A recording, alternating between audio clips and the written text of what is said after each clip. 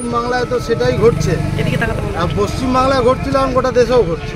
পশ্চিমবাংলায় যারা প্রতিবাদ করে তাদের গ্রেপ্তার হতে হয়। পশ্চিমবাংলাতে যারা হচ্ছে যে প্রতিবাদকারী, অন্যায়ের বিরুদ্ধে রুখে দাঁড়ায়, তাদের গ্রেপ্তার হতে হয়।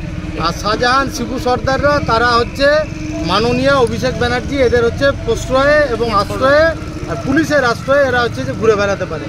এক একজন মানুষ তারা কোটি কোটি টাকা, কয়েকশো কোটি টাকা সম্পত্তি করেছে। কোনো সম্পত্তি নিয়ে আমাদের জেলাসি নেই, কিন্তু প্রশ্নটা হচ্ছে কাদের জমি মেরে সম্পত্তি করবে। সাধারণ মানুষ তাদের ধানের জমিতে নোনা জল ঢুকিয়ে দিচ্ছে। সে নোনা জল ঢুকিয়ে দেওয়ার পর সে ধানের জমি হচ্ছে তারা কেড়ে নিচ্ছে। বাড়ির মহিলা তাদের বলতে হচ্ছে রাত্রি 11টার সময় হয় তৃণমূলের অফিসে, থানার পাশে বা আরও কোথাও যেতে হবে। বেছে বেছে বলছে মহিলাদের কথা অনুযায়ী যারা অল্প বয়সী, যারা হচ্ছে সুদর্শনা, তাদের হচ্ছে তৃণমূলের নেতারা তুলে নিয়ে যাচ্ছে। এ কী চলছে? এটা চলছে কার্যত আগে জমিদার রাজ যেরকম চলতো, নায়েব মশাইকে দিয়ে দেখেছেন না ওই বিভিন্ন সিনেমা, উৎপল দত্ত, অমিতাভ বচ্চনের, নায়েব মশাইকে বলে দিত অমুক বাড়ির মহিলাটা পছন্দ, তুলে নিয়ে, আর এখানে তৃণমূল কংগ্রেস এই কাজই করছে, তুলে নিয়ে যাচ্ছে। বলে কি বলবে এদের সম্পর্কে? এদের সম্পর্কে কিছু কথা, মানে এত নোংরা কি তুলে ধরো, এদের সম্পর্কে কোনো কথা ব্যয় করাই উচিত। শিবু হাজরা, শাহজাহান অ্যারেস্ট হয়ে গেল। প্রাক্তন বিধায়ককে কেন অ্যারেস্ট করতে হবে? তার কারণটা হচ্ছে প্রাক্তন বিধায়ক তো হচ্ছে মানুষের সাথে সম্পর্কযুক্ত, প্রতিবাদ করছে এখনকার মানুষ।